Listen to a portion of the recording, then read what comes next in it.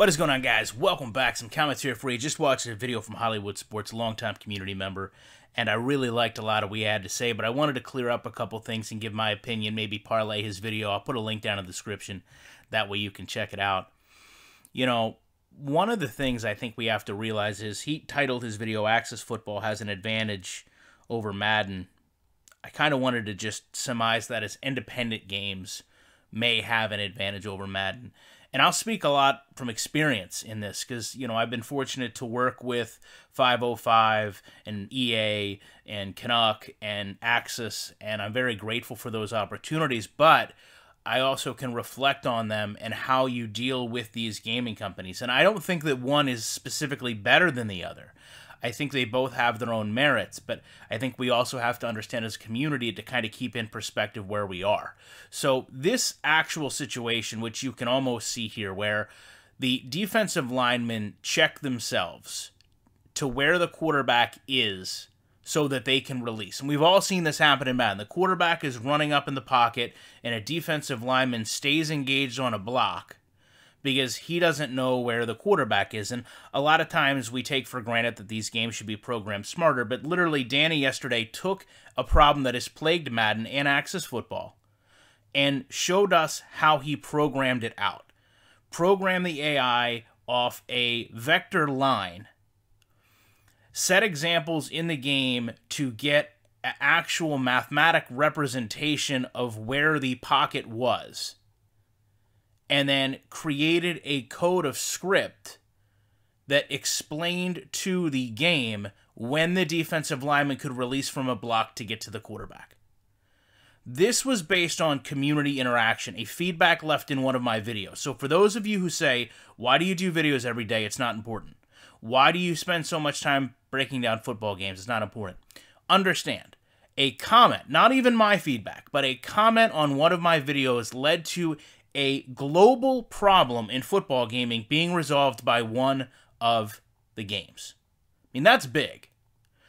Now, when we talk about dealing with Axis, when we talk about dealing with Canuck, 505, the independent studios, when I talk to them, I talk to game programmers. David Winter once custom wrote a boot for me so that I could run Canadian Football 2017 on a PC, on a dated laptop.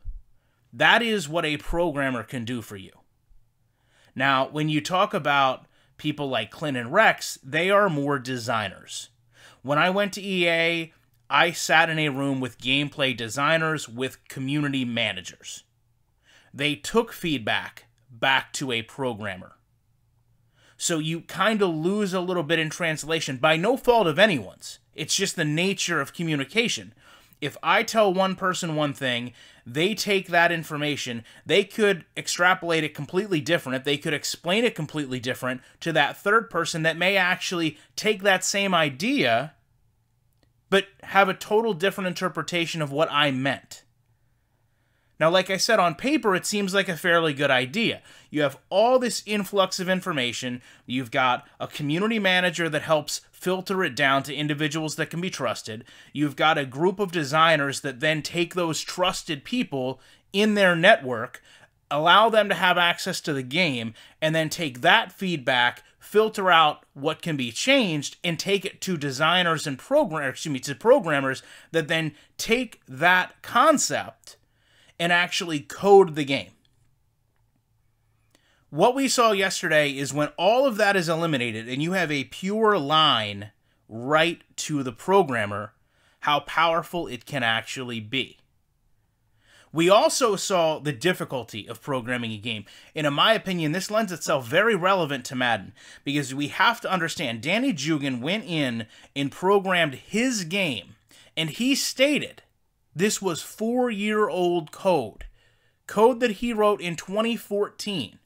And the brilliance of this is he unintentionally failed on his first attempt to fix the program. And he joked and laughed at himself when he said, you know, I put this script outside of the confines of where it needed to be, and it wasn't going to work. Once he did that, he went back in and it worked perfectly. So when we look at that scenario where someone that wrote the code and programmed the game loses track of where they are in a 4-year span. Imagine the difficulty of going in and looking at someone else's code that may or may not be notated the same way Danny notated his, that may or may not be noted the same way from one developer and programmer to another developer and programmer, from another engine to another engine, and you are trying to decipher what this code does and what changing a section of it creates. This is why Madden once came out of the box with no stamina. This is why Madden this year broke trades mid-cycle on a patch. So there's an importance of understanding where we are as a community. And personally, if we can look at this and say, well, one company has the upper hand. It's not one company.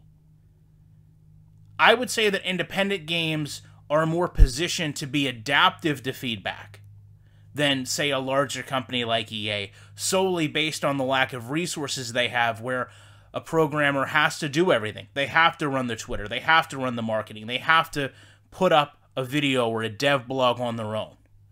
They're not dependent on going to the media department to create something, where, as we've seen with Madden, perhaps that media department creates something that the game isn't capable of doing and then faces a whole separate series of community feedback and maybe in some cases pushback. So I wanted to take a couple minutes and have this discussion with you because I really think it's an important one to have, because we are there.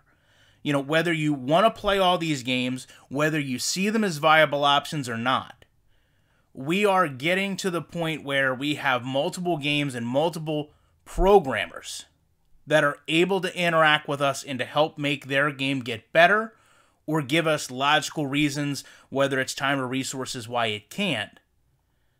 Where when we talk about what we've said and done to EA, we kind of don't get that same response, but we also all kind of share that same impression of, I played the game for 2 or 3 hours.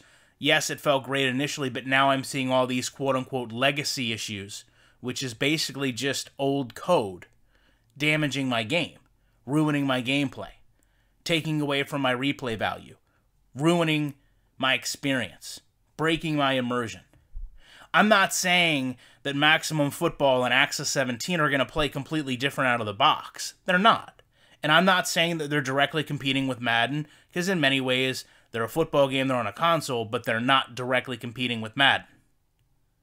And I think both developers to a man would tell you their goal isn't to be better than Madden. Their game is to be the best their game can be, but also know that the community feedback we have the ability to provide is much more readily able to change the game directly than it is with Madden.